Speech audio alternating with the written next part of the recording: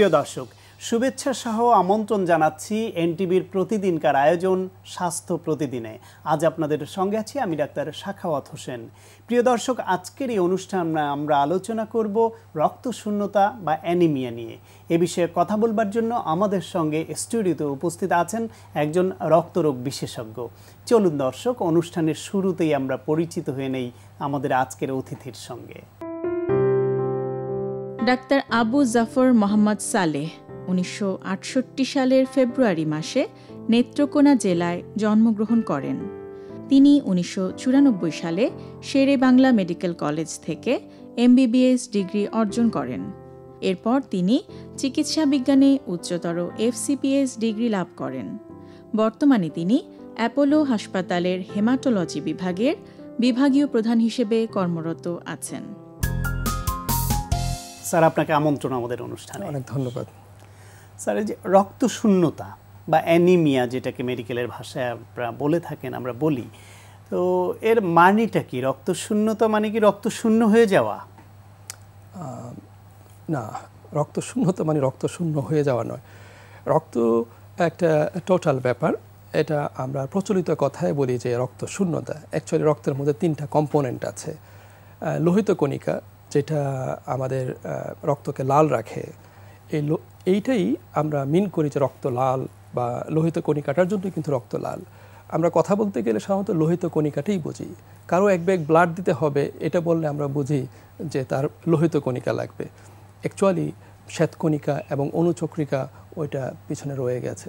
তো রক্তশূন্যতা বলতে সাধারণত আমরা মিন করি লোহিত কণিকার অভাব বা হিমোগ্লোবিন কমে গেছে।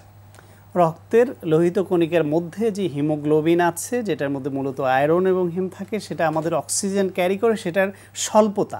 আমরা রক্তশূন্যতা না বলে এটাকে রক্ত স্বল্পতাও বলতে পারি। শিওর, এটা মোর অ্যাপ্রোপ্রিয়েট। একজন মানুষ এই হিমোগ্লোবিন কমে যাওয়া বা অ্যানিমিয়া, এটা আক্রান্ত হন কেন?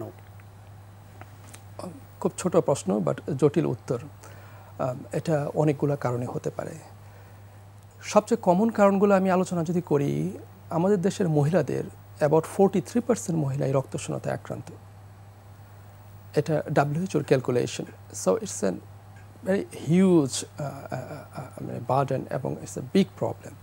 তো এটা কেন হয়? এটা হয় আমাদের দেশের মেয়েদের খাওয়া দাওয়ার হ্যাবিট, তারা কিছুটা ডিপ্রাইভড, আর্লি ম্যারেজ, ঘন ঘন বাচ্চা হওয়া, সাপ্লিমেন্টটা ঠিক মতো না দেওয়া, অ্যান্টিনেটাল বা পোস্টনেটাল চেক আপটা ঠিক মতো না করা, সব কিছু মিলিয়েই অতিরিক্ত মাসিক যেটা হয়, রক্তক্ষরণ যেটা হয়, সেটা বেশি হওয়া বা সেটার ট্রিটমেন্ট প্রপারলি না হওয়া, এটার জন্যই মেয়েদের প্রায় 43% মেয়ে আমাদের দেশে রক্তশূন্যতায় ভুগে। এছাড়া ছেলেদের জন্য যখন আসি, ওভারঅল আমি যাদের কথা চিন্তা করি, তাহলে দেখবো যে হেলথ ক্রিমি একটা মেইন কারণ, বিশেষ করে শিশুদের। তারপরে বিভিন্ন ধরনের টিউমার থেকে শুরু করে, ক্যান্সার থেকে শুরু করে, খাদ্য অভ্যাস থেকে শুরু করে বিভিন্ন ধরনের ডিজিজ, সেই কিডনি ডিজিজ হোক। আমরা জানি যে রক্ত তৈরি হওয়ার জন্য যে হরমোনটা লাগে ইরিথ্রোপয়েটিন, এটা কিডনি থেকে আসে। তো যাদের কিডনিতে প্রবলেম থাকে, ওই হরমোনটা যদি কোনো কারণে ডিস্টার্ব হয়, তাহলে সে রক্তশূন্যতায় ভুগবে। ডায়াবেটিস যদি কারো থাকে, তাহলে টোটাল প্রসেসটা,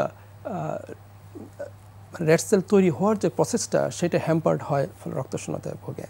আমাদের ভিটামিন B12 অভাব যদি হয়, ফলিক অ্যাসিডের অভাব যদি হয়, বোন ম্যারো ফাংশন যদি ঠিক না থাকে, তাহলে রক্তশূন্যতা হবে। আবার যারা জন্মগতভাবে বিভিন্ন হিমোগ্লোবিন ডিসঅর্ডারে ভুগতেছে, থ্যালাসেমিয়া বা আদার্স হিমোগ্লোবিনোপ্যাথিস, তাদের রক্তশূন্যতা হয়। আবার যাদের খাদ্যনালী থেকে রক্ত বের হয়ে যেতে পারে বিভিন্ন কারণে, অনেকের গ্যাস্ট্রিক আলসার থাকে, অনেকের গ্যাস্ট্রিক ক্যান্সার থাকে, কোলনে অনেকের ক্যান্সার থাকে, বিভিন্ন পলিপ থাকে। এই পলিপগুলো খুব কমন।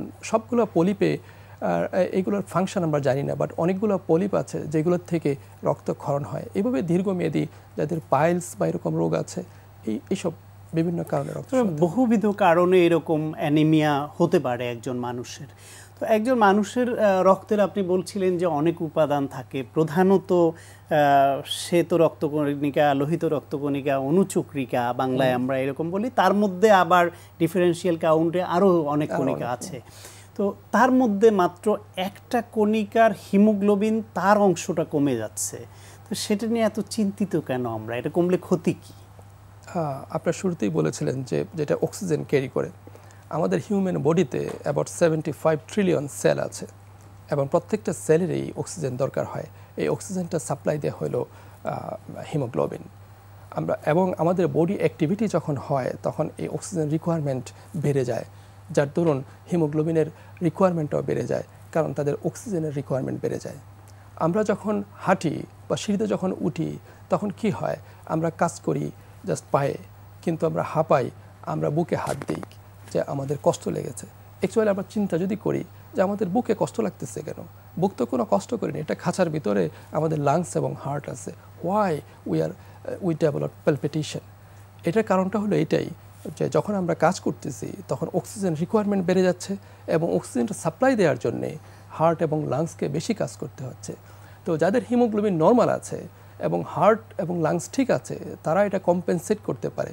আর যারা এটা পারে না, তারা অল্প কাজেই হাঁপায় যায়, তাদের চলাফেরা তো আরও কঠিন, বিভিন্ন কাজ লাগবে, মানসিক যে চিন্তা ভাবনা এগুলো কমে যায়, দে ক্যান নট কনসেন্ট্রেট, তাদের মেজাজ খিটখিটে হয়ে যায়। এবং এই প্রত্যেকটা সব কিছুর জন্যই আমাদের এই রক্ত খুব ইম্পর্টেন্ট, এই হিমোগ্লোবিন। আমরা নিজেরা যেমন অক্সিজেন ছাড়া, বাতাস ছাড়া বাঁচতে পারি না, আমাদের শরীরে প্রতিটা কোষ বা টিস্যু অক্সিজেন ছাড়া বাঁচবে না, কম পেলে দুর্বল হয়ে যাবে। সেটার জন্য নিরবিচ্ছিন্নভাবে পরিমাণ মতো হিমোগ্লোবিন দরকার হবে। তা একজন মানুষের যদি এরকম যেই বহুবিধ কারণ আপনি বলেছেন, সে কারণে আমরা দেখলাম যে তার হিমোগ্লোবিন লেভেল কমে গেছে, তিনি অ্যানিমিয়ায় ভুগছেন, সেটা কারেকশনের জন্য তার লাইফস্টাইল মডিফিকেশন, খাওয়া দাওয়া, এই বিষয়ে আপনার পরামর্শ কি? তারপরে চিকিৎসা সম্পর্কেও যদি বলেন। আচ্ছা, এটা আমি দীর্ঘদিন বিদেশে কাজ করেছি, আমি দেশে আগে কাজ করতাম। এই অ্যাপ্রোচটার মধ্যে বাইরের থেকে আমাদের দেশে একটা বিরাট গরমিল আছে। যেমন আমরা সাইড টক হিসেবে বলি, প্রেগনেন্সি বা ডেলিভারিতে আমরা দেখি বাইরে নর্মাল ডেলিভারি বেশি, আমাদের সিজারিয়ান বেশি। ঠিক আমরা আমাদের দেশে অ্যানিমিয়া যখন ট্রিটমেন্টে যাই, ম্যাক্সিমামই এখনও ম্যানেজড হয় বাই নন হিমেটোলজিস্ট। তা ওনারা এই কাজটা করেন এবং অনেক ক্ষেত্রেই ঠিক মতো করেন না। আবার যদিও আমাদের দেশে ওরকম এত হিমেটোলজিস্ট নাই যে ওনারা পুরোটা কভার করতে পারবেন, এটা আমাদের একটা লিমিটেশনস। বাট আমরা ট্রিটমেন্টের পাশাপাশি যেটা করি, রক্ত দিয়ে দিই, that is very very dangerous. একজন বয়স্ক রোগীকে রক্ত দেওয়া খুব ডেঞ্জারাস, একজন ইয়াং লোককে রক্ত দেওয়ার কোনো দরকার নেই। আমি আমার প্র্যাকটিসে এখানে পেয়েছি 2 বছরের প্র্যাকটিসে, haemoglobin 5 I do not give blood, haemoglobin 6 I do not give blood, even some ডক্টরসও এসেছেন। তো ফার্স্ট যখন একজন রোগী রক্তশূন্যতা ডেভেলপ করে, তখন আমাদের জানতে হবে যে অ্যাকচুয়াল তার ডেফিসিয়েন্সিটা কোথায়। 3টা লেভেলে ডেফিসিয়েন্সি হতে পারে। একটা হলো রক্তের প্রোডাকশন কমে যেতে পারে, then we have to find out what is the necessary requirement and we have to give the supplement for that. আরেকটা আছে, রক্ত তৈরি হচ্ছে ঠিকই কিন্তু লসটা বেশি। তাহলে লসটা যদি তৈরি হওয়ার চেয়ে বেশি হয় তাহলে রক্তশূন্যতা হবে। সেই ক্ষেত্রে আমি রক্ত না দিয়ে লসটা কেন হচ্ছে সেই কারণটা খুঁজে বের করতে হবে।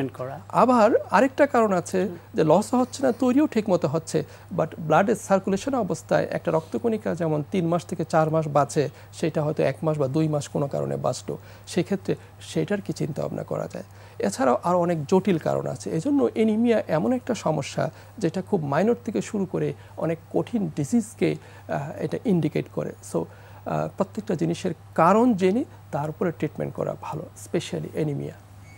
সে কারণের বিষয়ে যদি নিশ্চিত হন যে তার শরীরে কোনো রোগ বা অন্য কোনো জটিল কারণে না, বিশেষ করে আমাদের মহিলা জনগোষ্ঠীর বেলা আপনি বলছিলেন তাদের খাবার দাবার, ডিপ্রাইভেশন, লাইফস্টাইল এরকম সমস্যা হয়, তাদের জন্য আপনার পরামর্শ কী ধরনের খাবার দাবার তার এই রক্তশূন্যতার, এই যে হিমোগ্লোবিনের ঘাটতি পূরণের সহায়তা করবে? আচ্ছা, এখানে অ্যানিমিয়ার মানে আয়রন প্রায় সব ধরনের খাবারই কম বেশি আছে। এমন কোনো খাবার খুঁজে পাওয়া মুশকিল যার মধ্যে আয়রন কন্টেন্ট নেই। কিন্তু কতগুলো খাবার যেটার মধ্যে আয়রন বেশি থাকে সেটার দিকে একটু খেয়াল করে খেতে হবে। যেমন কলিজা, রেড মিট, মাংস। যারা নাকি গ্রামে থাকি বা যাদের আর্থিক অবস্থা খারাপ, আমরা ওইটা রেড মিটটা বা এই জাতীয় প্রোটিন খাবার খেতে পারছি না, তারা শাকসবজি খেতে পারেন, ফলমূল খেতে পারেন।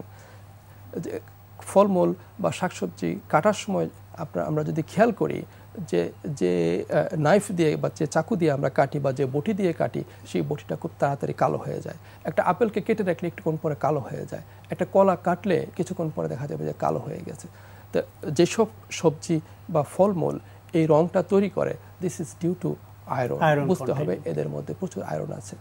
যেসব মহিলারা এখন যারা সেই স্পেশালাইজড ডক্টরদের কাছে আসতে পারছেন না, majority of our rural population, তো তাদের ক্ষেত্রে অ্যান্টিনেটাল চেক আপ, ওই সময় হিমোগ্লোবিনটা দেখা এবং তাদেরকে আয়রন সাপ্লিমেন্টটা দেওয়া, এটা ভেরি চিপ। এদিকে একটু খেয়াল রাখলে সচেতনতা বাড়াতে হবে। তার মানে তাদের খাবার দাবার লাইফস্টাইলে মডিফিকেশন আনা জরুরি, পাশাপাশি চিকিৎসককে দেখিয়ে এটা যে রোগ আছে সেটার চিকিৎসা করা অথবা সাপ্লিমেন্ট নিয়ে ঠিক করা। এটা খুব সহজ বিষয়, এই সহজ বিষয়টা অনেক মানুষ সাফার করছে। আমরা আশা করছি এ থেকে উত্তরণ হবে। আপনাকে অনেক ধন্যবাদ স্যার। ধন্যবাদ। প্রিয় দর্শক, আমরা শুনছিলাম অ্যানিমিয়া নিয়ে অত্যন্ত গুরুত্বপূর্ণ একটি আলোচনা। আশা করি আপনাদের কাজে লেগেছে। প্রিয় দর্শক, এই অনুষ্ঠান সম্পর্কে আপনাদের যে কোনো মতামত বা পরামর্শ থাকলে অবশ্যই লিখে জানাবেন এই ঠিকানায়। প্রযোজক স্বাস্থ্য প্রতিদিন, এনটিভি, বিএসসি ভবন, 7 তলা, 102 কাজী নজরুল ইসলাম এভিনিউ, কারওয়ান বাজার, ঢাকা 1215। ফ্যাক্স 914338 থেকে 7 পর্যন্ত, অথবা ইমেইল করুন স্বাস্থ্যপ্রতিদিন@ntvpt.com এই ঠিকানায়। প্রিয় দর্শক, আপনার প্রিয় স্বাস্থ্য প্রতিদিনের আগামী পর্বে আপনার জন্য যা রয়েছে, সব সময়কার জন্যই আমাদের নারীদের দেখাশোনা করা উচিত, স্বাস্থ্যটা দেখা উচিত, ওনাদের অ্যাডভাইস দেওয়া উচিত কিভাবে ওনারা চলবেন, যাতে উনি যখন প্রেগনেন্সি নেন তখন জানি উনি সুস্থভাবে সুস্থ অবস্থায় প্রেগনেন্সিটাকে নিতে পারেন, এবং যখন প্রেগনেন্সি হয়ে যাবে তখন যাতে তাকে আমি প্রসব পূর্ব সেবা যেটা আমরা বলি সেটা যেন আমরা ভালোভাবে দিতে পারি। এবং আস্তে আস্তে যখন প্রেগনেন্সি প্রথমে কনসিভ করেন ওনারা, তারপরে আস্তে আস্তে করে পেটে যখন বাচ্চাটা বড় হতে থাকে অনেক কিছুর চাহিদাই কিন্তু বেড়ে যায়। অবশ্যই খাওয়া দাওয়া থেকে শুরু করে সব কিছুর রেস্ট বেশি নিতে হবে, খাওয়া দাওয়া করতে হবে, সাবধানে চলতে হবে, ওষুধ খেতে হবে, পরীক্ষা নিরীক্ষা করতে হবে। এই জিনিসগুলো কিন্তু যাতে নিয়মিত করেন ওনারা, তার জন্য ওনাদেরকে আমরা আমাদের কাছে রেগুলার আসতে বলি। প্রিয় দর্শক, বিশ্বের যে কোনো প্রান্ত থেকে যে কোনো সময় এনটিভিতে সম্প্রচারিত আপনার প্রিয় স্বাস্থ্য প্রতিদিন অনুষ্ঠান দেখার জন্য ভিজিট করুন আমাদের পূর্ণাঙ্গ ওয়েব পোর্টাল www.ntvbd.com। দর্শক, আজ এ পর্যন্তই। সবাই ভালো থাকুন, সুস্থ থাকুন এবং অবশ্যই নিরাপদে থাকুন। দেখা হবে আগামীকাল ঠিক একই সময়ে নতুন কোনো অতিথি নিয়ে।